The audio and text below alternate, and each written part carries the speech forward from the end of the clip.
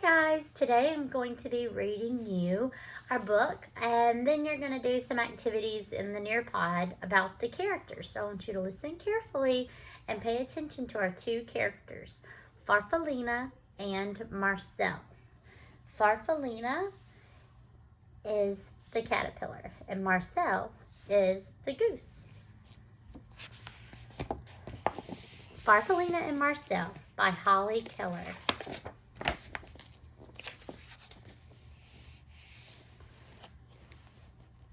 The rain fell all morning. It splattered on the pond and splashed on Farfallina's leaf. She found a dry spot and ate it. "Hey," said a little voice, "you're eating my umbrella." Farfallina peered over the edge. A small gray bird was huddled underneath. Farfallina liked his soft feathers and his gentle eyes. "I'm Farfallina," she said, and she slid down to the ground. "My name is Marcel," said the bird. He liked Farfallina's smile and her pretty colors. The rain turned to drizzle, and Farfallina wanted to play. Drizzle means a light rain. "I'll hide and you find me," she said. Marcel agreed. Farfallina hid under a fern close to the ground because she knew that Marcel couldn't climb.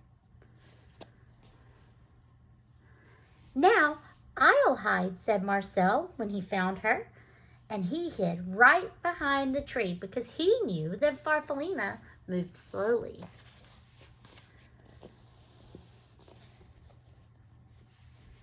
"I can take you for a ride on the pond," said Marcel. Farfallina inched her way up to Marcel's back. "You tickle," said Marcel, and he slipped into the water. Farfallina giggled. "There's so much to see," she said.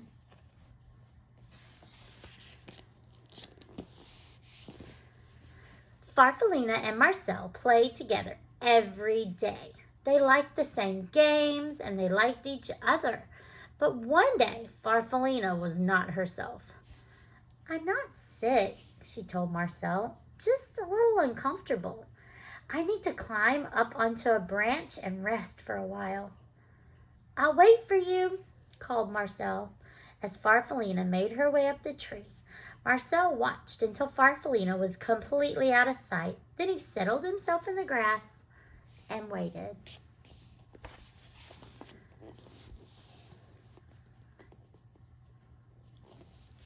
Night came and then morning, but Farfallina did not come down.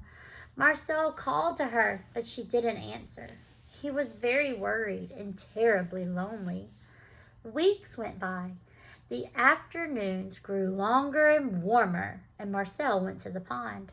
He was growing, and when he looked at his reflection in the water, he hardly recognized himself. He went back to the tree every day to look for Farfallina, but she was never there, and after a while he gave up. At the top of the tree, Farfallina was snuggled in a blanket of glossy silk. She was growing too. Can you see her right there?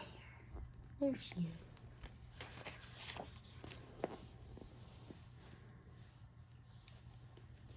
The sky was blue and clear the morning she was ready to come out and open her beautiful new wings.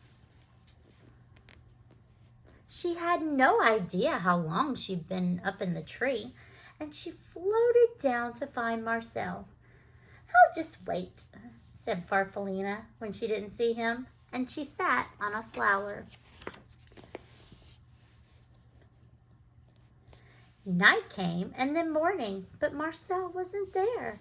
Farfallina was tired and confused. She fluttered around a bit and went to the pond. The pond was glossy and smooth, except for the ripples made by a large, handsome goose who was swimming in solitary circles. That means all alone. Farfallina shivered with disappointment.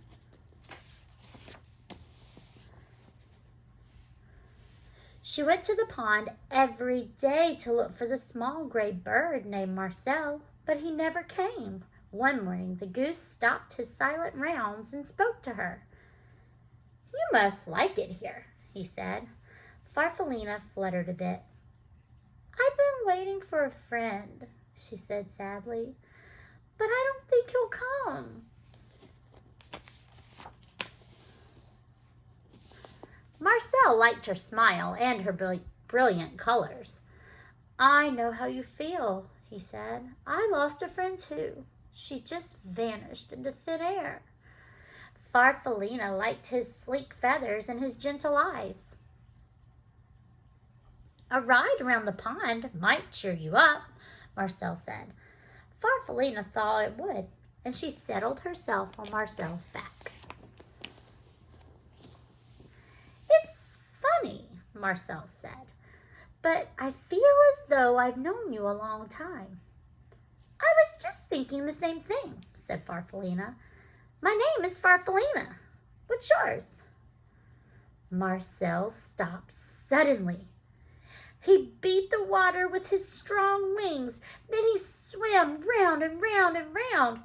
"It's me, Farfallina," he shouted. "It's me, Marcel. Is that really you?" "It is," Farfallina shouted back. They looked at each other and laughed.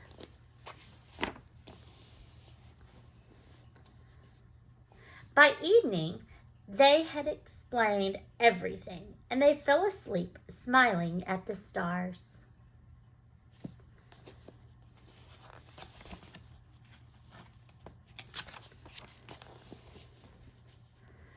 Farfallina and Marcel spent the rest of the summer playing just as they had before. Marcel was careful not to fly too fast because he knew that Farfallina couldn't keep up.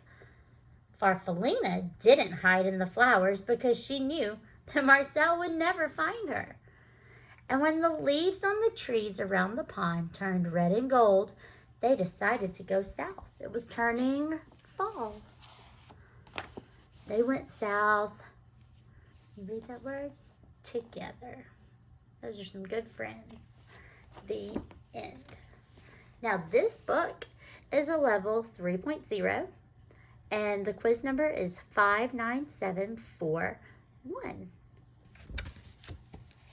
Listen to it again and pay close attention to those characters and how they act.